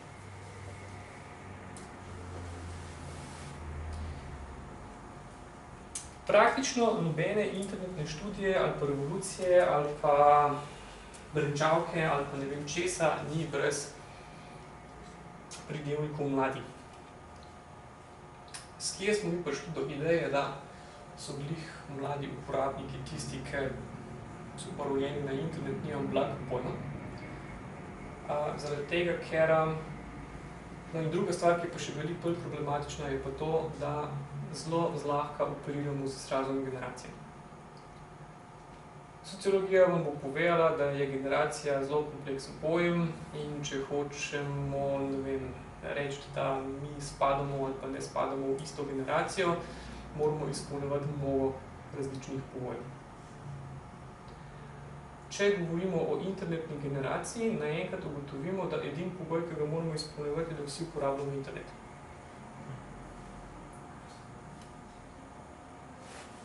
Mislim,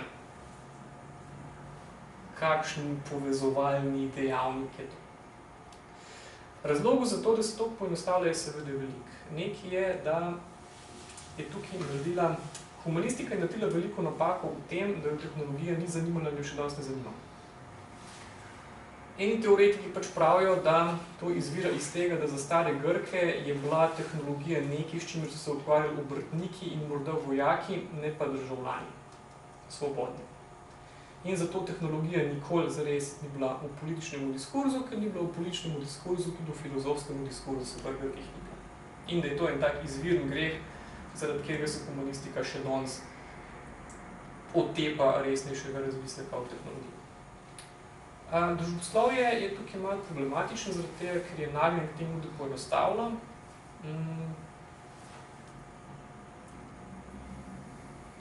Mediji poenostavljamo še bolj, in bolj, ker ne reproduciramo tisto, kar pride do nas. Do nas pa pride nekaj, kar je pa zelo povezan z brenčavkami in to je tak moj delovni izraz je marketinščina. Zame je tako,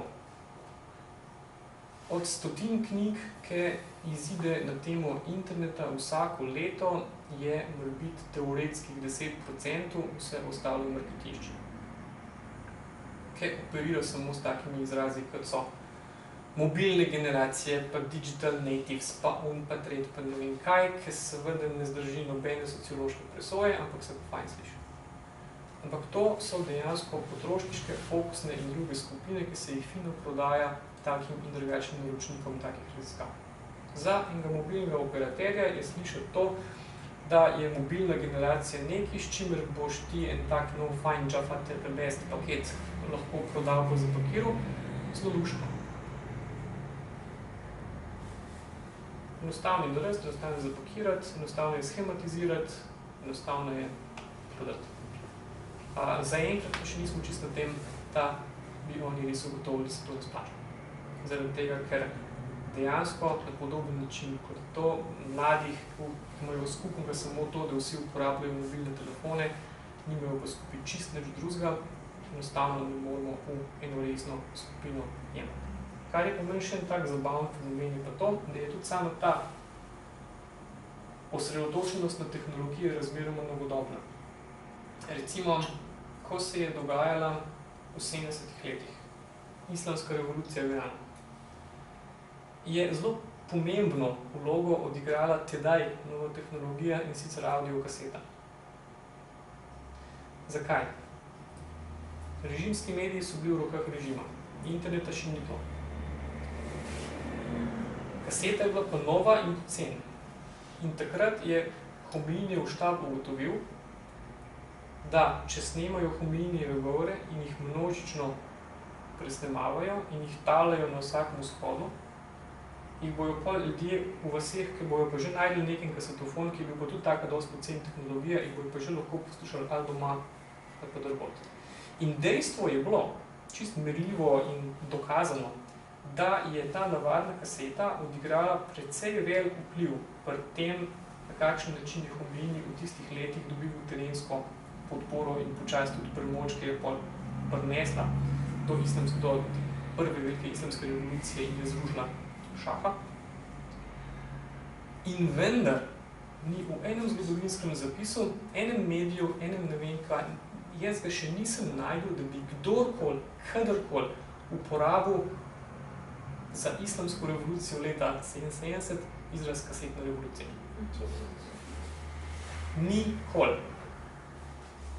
To, da so pa danes vse revolucije Twitterja, pa sem umevno.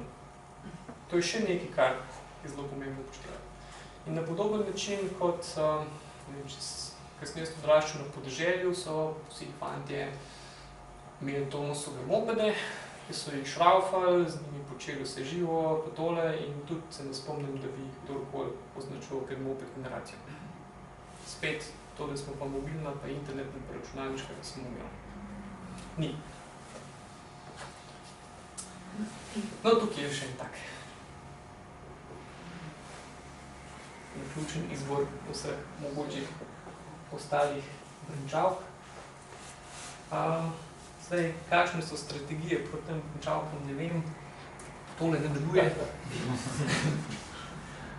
Deluje pa se do neke mere, da se v njih mečken vpraša, pa mečken razmišlja, da se jih ne jemlje se samoumevne, sploh pa, kar je pa zelo dragocen, je pa to, da sam proces razumevanja teh brenčavk te pa toliko enih zanimivih stvari nauči, da je vreden si vzeti neki cajt tudi za tako početi.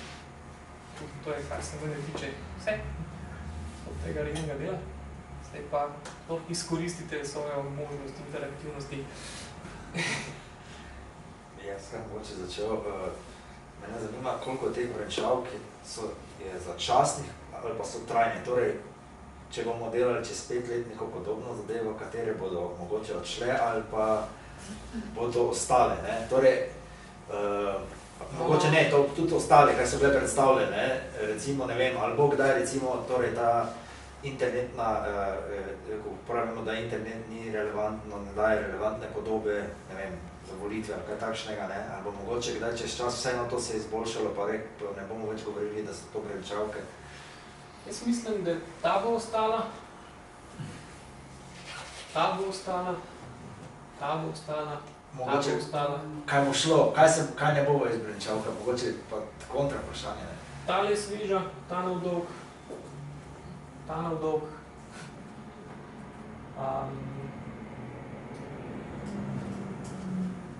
Tale vprašanje. Tale bo dolg. Tale ne bo dolg, verjeten. Tale se zna spremeniti. En par hudih incidentov rabimo na ravni zasebnosti in bomo spet pogovorili. Kar je pa ena taka zanimiva dilema, ki je tudi izpostavljen zanimiv ta avtor, ki sem ga prejšnji teden objavil Evgenij Morozov, ki ima pa v knjigi, v poglavju ima tako zanimivo dilemo, a se bolj bližamo orwellijanskemu svetu, ali se bolj bližamo Huxleyjevskemu svetu. A bolj ratujemo pasivni zombiji, a bolj ratujemo ovce. Toga svoboda, recimo, tale se zna spremeniti. Ta se zna spremeniti zato, ker par incidentov, pa par hudih primerov, pa še mečke bolj zaostrovanja te nove republike in še česa, zna naše dojemanje tehnologije bolj spet obrniti v orodje nadzora, kot pa emancipacije. To, da ta ni stalna, ampak se vračala. Se pa obrnila čez novo veliko reč. Kar pomeni, če bo enkrat to ratila tehnologija velikega brata in pol, ko prišla nova tehnologija, bo spet cikl šel. En taka zanimiva izkušnja, ki sem jo tudi imel takrat v Angliji, je to, ker sem pa res ukvarjal s elektronskim telegrafom in sem šel brati v britansko kraljevo knjižnico zapise raznoraznih teh publikacij, ki so se ukvarjali časopisov pa strokovne literature, teh strokovnejših publikacij z telegrafom. In kar me je presenetilo je to, da so bile noter ista velika pričakovanja, iste napovedi, isti strahovi, kot če si leta 97 bral v Wiredu manifeste v internetu. Kar pomeni, in velika pričakovanja od tehnologije in veliki strahovi od tehnologije so zelo trdoživi in bojo verjetno kar ostali. Še bolj mogoče eno. Koliko so te brenčavke posledica vpliva Amerike? Mogoče drugače, še samo eno vprašanje, oblovajo meni London. Koliko lahko London in ostale prestolnice evropske vplivajo na neke take stvari, ali pa kako jih primerjati z Ameriko? Ker nekako se nas zdi, da bolj manj se prihaja iz Amerike, ne? Kakšno vlogo pa igrajo tukaj London? Težko reči. Mislim, London je spet... Ena od stvari, ki je tudi bila v 90 letih zelo navzoča, je bila, da bo internet velik izravnaval. Da bo izravnal. Tako. Da bo izravnal svet, da bo zmanjšal razlike. Tudi recimo ta eno zelo pomembnih glasnih internetnih ideologov, Thomas Friedman, tudi avtor New York Timesa, v tisti knjižni uspešnici The World is Flat, pisal o tem, da dejansko se razlike izravnavajo. Richard Florida, ki je pa to delal malo pozneje, je pa nedavno odgovoril na Friedmana, pa je rekel, ne, world is not flat, it is spiked. In je po vseh mogočih parametrih merili so se pravzaprav, da se tudi tako na špičkah. Kaj pomeni špičke, pa lukne so se še poglobile. Špičke so više, lukne so globje v praksi. In urbana sociologinja Saskia Sassen, ki je pa delala pa urbano-sociološke analize cepljene na analizo omrežij, je pokazala, da ti enostavno, če hočeš, da te tehnologije dejansko vse skupaj dvignejo malo gor, rabiš eno zelo zanimivo kritično maso ljudi, pretoka, znanja, pa ne vem še česa, zaradi česa so določena globalna mesta, tudi knjiga je The Global Cities, ki jih je vsega skupaj morebiti 10, skoraj edini prostori na trenutno znanem svetu, ki so sposobni te multiplikacijske učinke tehnologij izkoristiti za to, da grejo v špico. In London, tudi kot nekdo, ki živi tam, London zame ni Evropa in ni Anglija. London je eden od 6 do 10 globalnih mest, ki imajo med sabo več skupnega, kot do okolice, kjer geografsko so. Tako da, ne vem, jaz bolj mislim, da se tukaj na teh špicah to dogaja. In te špice pol kažejo vse, recimo tudi so taki zanimivi izračuni, ki kažejo, da imaš ti vsega skupaj, recimo tudi internet, ki ne bi bil decentraliziran. Imaš koliko 13 korenskih strežnikov po svetu, skozi kjer gre ves promet. In ti imaš vsega skupaj 3 ali 4 globalne prestolnice, skozi kjer gre več kot 95% vsega svetovnega kapitala čez.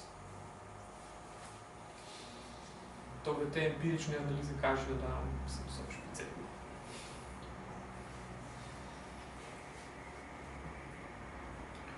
Jure Godler se je pravkar vključil in lajkal fotografijo na Instagramu, da ne vem, če to gre v kontekst predavanja. Ne mrežimo. Ja.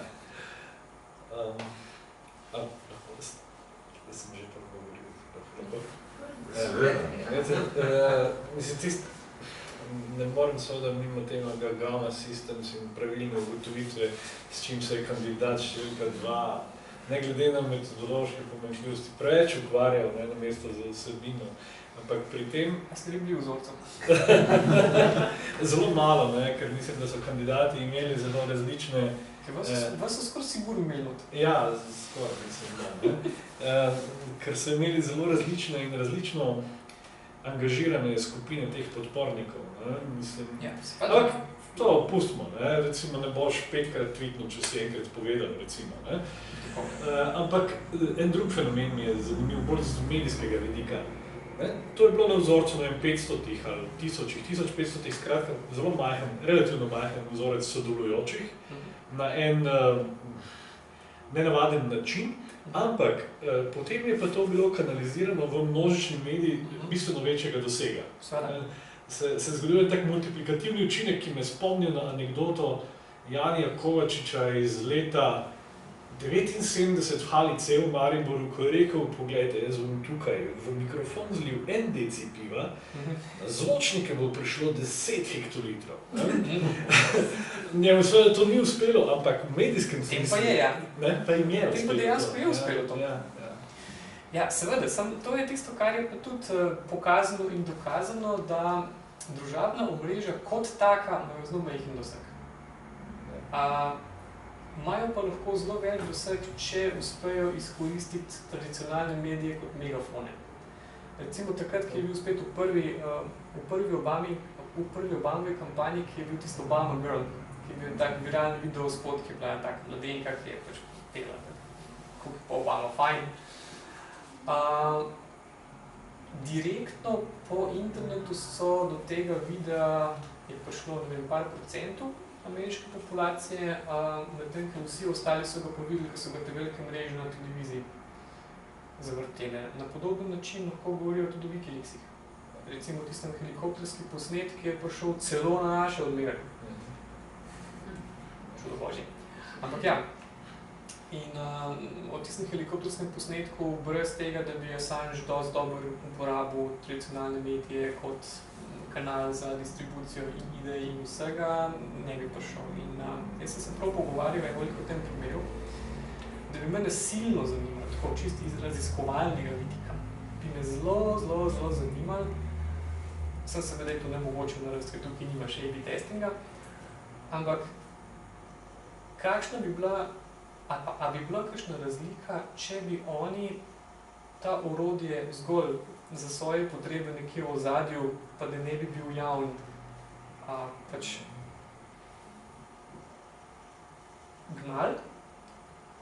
Koliko je pa to, da je bila stvar javna in vidna in interpretirana na metodološko dosti problematičen način, so ustvarjalo dogajanje. Ker ena od stvari, ki smo imeli, je bilo jih to. Zdaj sem imel debato s nekom, ki mi poskušal pripričati, ja, pa se to je tako, to so kao vremenske napovedi. Ja, ampak to je neumnost, zaradi tega, ker vreme bo kakršen bo, ne glede na to, kakšne so napovedi. Vreme ni vsem, kakšne so napovedi. Ni povratne zanke, pač ti z napovedi ne moreš vplivati na vreme. Medtem, ker s polnomnenskimi napovedmi tudi sooblikuješ končni rezultat. Tako to, a imaš ti sistem s povratno zanko ali ga nimaš, to je spet ena stvar, ki je treba biti po analogijah izredno previdni. Ampak ja, vse je dobro, moj čist subjektivno mnenje o vsem skupaj je, da je bil en zelo zanimiv orodje, sicer eksperimentalni, tudi petavn, ker zdaj je to, ko sem ga kar spoznal, kje ta stvar dela. Zadeva je zanimiva, ampak je bila eksperimentalno orodje, je bil na tendenciozen način uporabljen ob pomembnem političnem dogodku. Zdaj, a je to v redu, a to ni v redu, pa...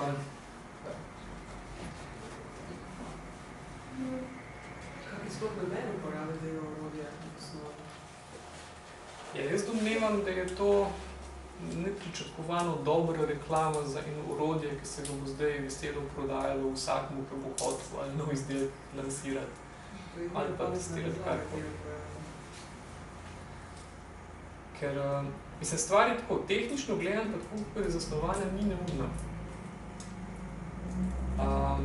Tehnično je dobro izvedena, v ozadju jim laufa algoritem semantične analize, ki so ga 20 let na Štefanu razvijali. In stvar zdrži, pravzaprav. Mislim, to, kar ne bi delali, tudi res dela na analizi določenega vzorca. Ampak, kako pa interpretirati to, da en določen razmeroma majhen vzorc na enem Twitterju, ki je razmeroma majhen pojav v Sloveniji, gre krivulja gor ali pa dol ob nečem, je pa trikino. Element kvantitativnosti je zelo vpliven. Mislim, tako je zdaj. Te, ki so zraven bili, ampak te, ki so bili zraven pri razvojnem delu, so rekli, da je njih osebno to presenetilo, zaradi tega, ker je bilo zmeraj mišljen, da je Twitter za Slovenijo zelo nereprezentativen. Da ga uporablja zelo tako omejena populacija, predvsem mestna, predvsem določenih tistih in ne vem kaj. In takrat so bile polne trditve, če bi bil družinski zakonik odvisno od Twitterja, bi zadeva 90% padla. Ni res. In kar je njih presenetilo, je to, da so ugotovili pol in iz rezultatov in iz vsega, da je očitno neke vrste porazdelitev tistega vzorca, ki se ga je na Twitterju meril, bolj reprezentativno, kot je zgledano. Zdaj, to ni res, ne vem, ampak dejstvo pa je, da je sama platforma zelo dobro napovedala rezultat. Da je v resnici bila edina, ki ga je napovedala. Ga je resnica, ni napovedala pravilno samo Pahorja na prvem mestu? Ja, ker pa sledil zver na drugem. Potem smo, v bistvu smo pri kombinaciji treh možnosti, napovedali so pravilno pojavnost Pahorja, ki je v tistem trenutku na Twitterju imel ogromno svojih agitatorjev, ki so v bistvu gledali, kaj so počeli takrat, kaj so počeli. Ne vem, poznam nekaj, kaj ti pozadje. Ampak bilo je jasno, da so, mislim tako, jaz si predstavljam, da glede na to, kaj vem o algoritmu, in glede na to, kaj so oni počeli, se mi zdi skoraj nemogoče, da ne bi vsaj majhen vedel, kaj početi. No, ampak se pravim, to je tako težko reči. Ampak šlo je za 3 izmed tistih mehurčkov, ki smo jih prej gledali, ki glavno ne komunicirajo med sebojno.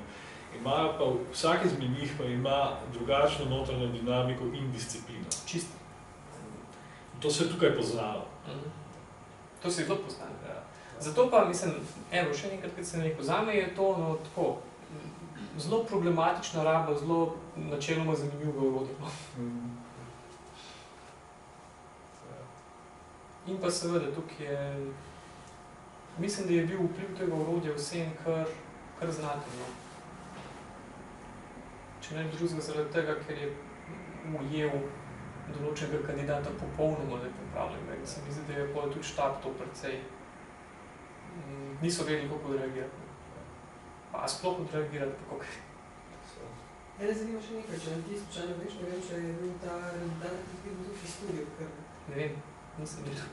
Če so imeli sami, bi si mogli v tistem trenutku... Nisem gledal. Ne vem.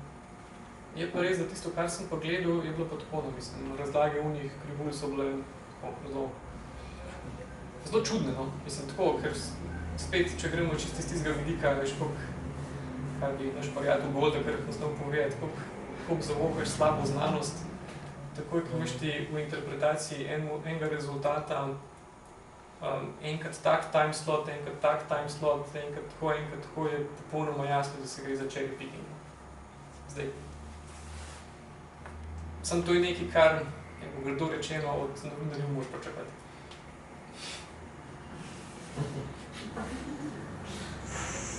To delamo. Eni bolj. Komercialni veliko bolj.